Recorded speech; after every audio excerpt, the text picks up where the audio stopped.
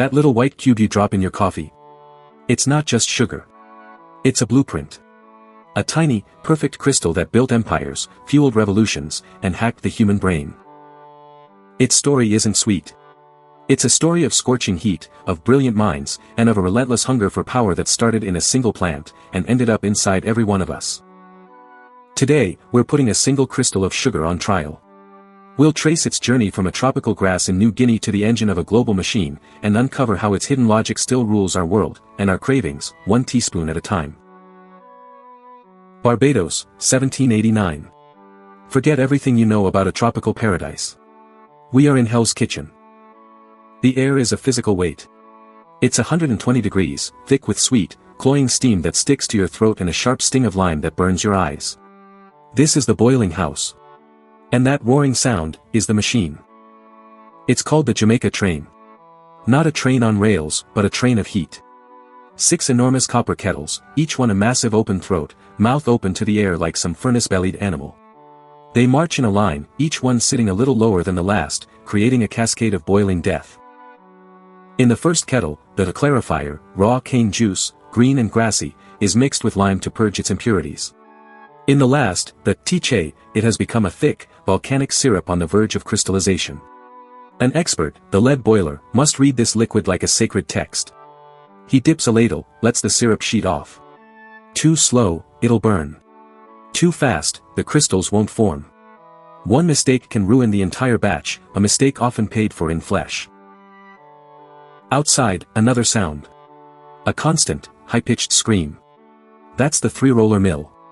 2 men feed fresh stalks of sugarcane into its grooved iron teeth. It's relentless. It never stops. A young boy stands near it, his job to guide the cane. His hand hesitates for just a second. He knows the rule. The mill doesn't care about cane versus bone. It just crushes. The most common injury on a sugar plantation isn't a cut from a machete. It's a hand, an arm, pulled past the point of no return, pulp made of flesh and bone. Amputations are a line item in the plantation ledger. He looks away from the mill, toward the cool stone walls of the boiling house. In the humid air, something magical and terrible is happening. Tiny, shimmering needles of sucrose are blooming on the stone. A delicate, beautiful frost of sugar, creeping out of the vapor. It's the product. It's the prize. Crystallized sunlight, paid for with human darkness. And on this very same night, half a world away, that crystal is performing a very different kind of magic. London. The same hour. The air here isn't thick with steam, it's thin with a parlor's hush. A porcelain saucer glows, bright as a winter moon. On it sits not a pile of sticky brown crystals, but a cone. A hard-refined loaf of pure white sugar, wrapped in brilliant blue paper that tricks the eye into seeing it as even whiter, even purer. This isn't fuel. This is status. It's a centerpiece. To get a piece, you don't use a spoon. You use a tool. Heavy iron nippers, like a surgeon's instrument, bite down on the cone. Crack. A sharp, clean sound. A shard of pure sweetness drops into a cup of hot, bitter tea. It dissolves instantly, silently. Luxury has become a habit. That habit has become a clock, marking the time of day, structuring the rituals of life. So how? How did this one crystal travel from the Bajan furnace to the London parlor? How did it come to sweeten the tea of power, and turn the world bitter for millions? And the most important question of all, why, centuries later, does it still have such a powerful command over our bodies? To understand the weapon, you have to start with the plant. Saccharum officinarum. A giant grass, first domesticated in the wet, volcanic heat of New Guinea thousands of years ago. For centuries, people just chewed the stalks for a sweet treat. The game changed in India. By the late first millennium, Indian innovators perfected the science of crystallization. They discovered how to boil, clarify, and cool cane juice to create solid, shippable crystals. They called it gur and kund. Knowledge you could put in a sack. A taste you could transport across the world. And with the knowledge, the word itself began to travel. The Sanskrit sarkara walked into Arabic, becoming al-sukkar. From there, it marched into Old French as sucre, and finally, into English, as sugar. Once sugar could be stored and shipped, it became a strategic commodity. And where strategy goes, military power follows. The blueprint for the sugar plantation migrated like a general's tactical manual. European crusaders encountered sugar mills in the Mediterranean and brought the technology, and the taste, back with them. They set up the first European plantations on Cyprus, using serf labor. Then, the blueprint went oceanic. Portuguese explorers, bankrolled by Genoese merchants, created sugar laboratories on the stepping stones of the Atlantic, Madeira, São Tomé. There, they combined the Mediterranean plantation model with a horrifying new source of labor, enslaved people from the African continent. This was the moment the sweet crystal became inextricably fused with human bondage. By the 1600s, the Caribbean became the grand laboratory. The soil was perfect, the climate ideal. Barbados and Jamaica became the Silicon Valley of sugar production, hyper-focused, incredibly brutal, and wildly profitable. By 1700, they were running on three things: cane, iron, and debt. And then there was the crown jewel, Saint-Domingue. Modern-day Haiti. On the eve of its world-changing revolution in 1791, this one small colony was flooding Europe with sweetness. It produced nearly half of all the sugar and coffee consumed in Europe. It was the most profitable colony on Earth. The wealth was unimaginable. And the human cost was unthinkable. The machine at the heart of this world wasn't the copper kettles or the iron mills. It was, as they said, the machine with lungs. Slavery. The sugar economy was built on a terrifyingly rational calculation. The work was so lethal, the conditions so hellish, that mortality rates were astronomical. Planters did the math. They found it was cheaper to buy a new captive, work them to death over 7 to 10 years, and then buy another one, than it was to maintain a stable, reproducing workforce. Life was calculated as a replenishment rate. Human beings were disposable parts in the great sugar engine. This cold logic powered the most infamous economic circuit in history, the triangular trade. First leg, molasses, the thick, dark byproduct of sugar making, was shipped from the Caribbean to New England. There, it was distilled into an even more profitable commodity, rum. Second leg, that rum was shipped to the coasts of West Africa, where it was traded, along with guns and other manufactured goods, for human beings. Third leg, the captives were packed into the horrific bellies of slave ships for the Middle Passage, a journey of unimaginable suffering, to the Americas. Those who survived were sold, their bodies exchanged for cash to buy more cane, to be fed into the mills, to produce more sugar, which created more molasses, which would be turned into more rum. It was a perfect, diabolical loop. Sugar wasn't just a product. It was the axle grease of a vast oceanic engine of extraction, production, and consumption. Back in Europe, and especially in Britain, that sweetness was working its way into the very fabric of society. It became a state project. Let's look at the numbers, because they tell a story of addiction. Around 1700, the average person in England consumed about 4 pounds of sugar per year. It was a spice, a luxury. By 1800, that number had climbed to 18 pounds. A daily habit. By 1900, it had exploded to nearly 90 pounds per person per year. 90 pounds. A king's dainty had become a clerk's daily fuel. What happened? Tea. The British obsession with tea, imported from another corner of the empire, met the sugar from the Caribbean. Tea was bitter. Sugar made it palatable. But it was more than that. Tea had caffeine. Sugar had calories. Together, they created a new kind of technology, a work technology. A hot, quick, cheap ration that could stitch the breaks and shifts of the new industrial age into a sharper, longer, more productive day. A cup of sweet tea could get a factory worker through the last grueling hours of their shift. It wasn't nourishment, it was a metabolic shortcut. It was the 18th century equivalent of an energy drink. Empires weren't just built with fleets and armies, they were built with habits, installed 1 teaspoon at a time. And when that habit was threatened, people got angry. In 1764, the British government passed the Sugar Act, tightening taxes on molasses imported into the American colonies. This wasn't just a tax on a good, it was a direct attack on the colonial rum math, on the entire economic ecosystem of New England. It soured loyalties, fed resentment, and laid a sticky, sugary path toward revolution. The sugar system was vast, but it was also fragile. It depended on ships, on weather, and on war. And war is the mother of invention.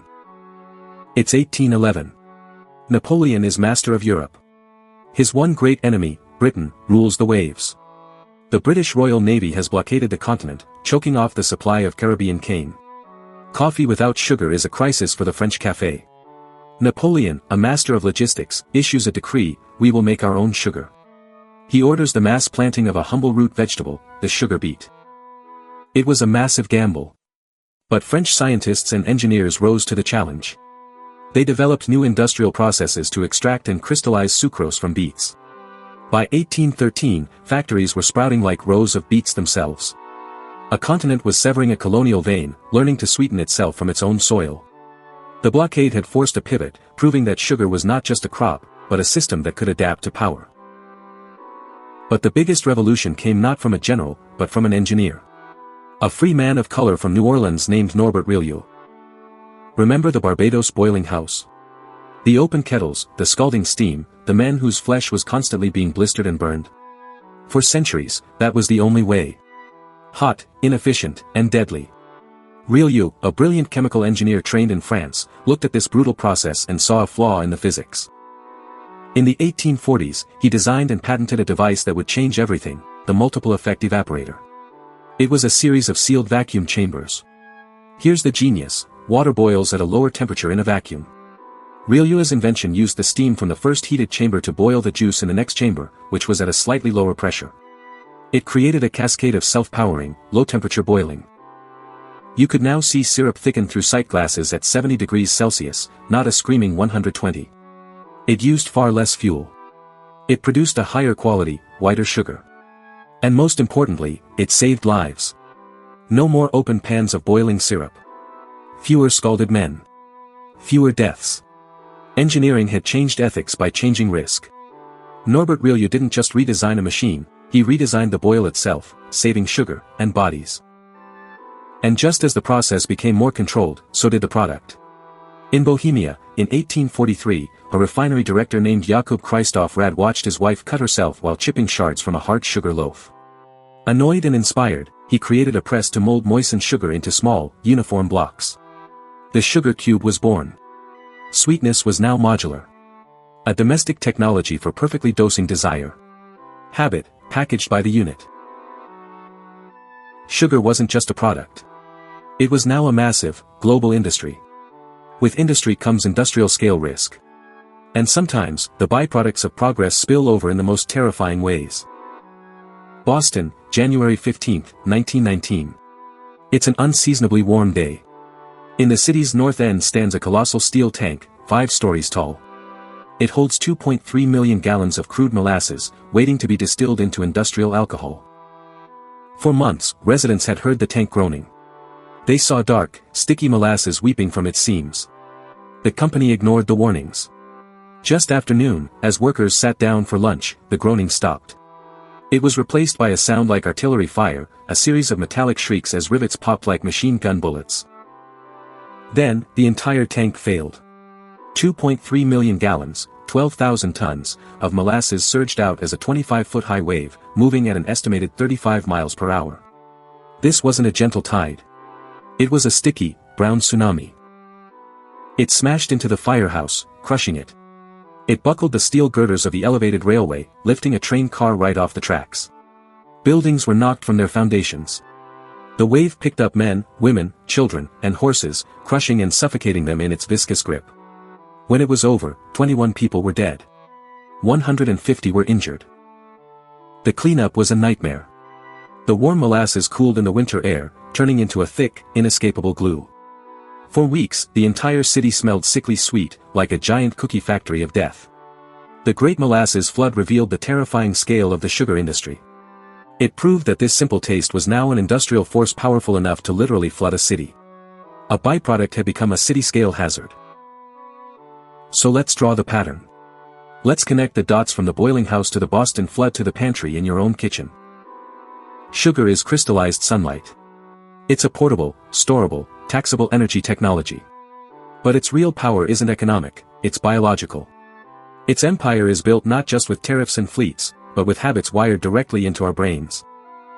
The blueprint is shockingly simple, and it has never changed. Step 1, create a fast, predictable reward loop. Sugar hits the dopamine receptors in your brain, telling you, yes. Good. Do that again. Step 2, make it cheap.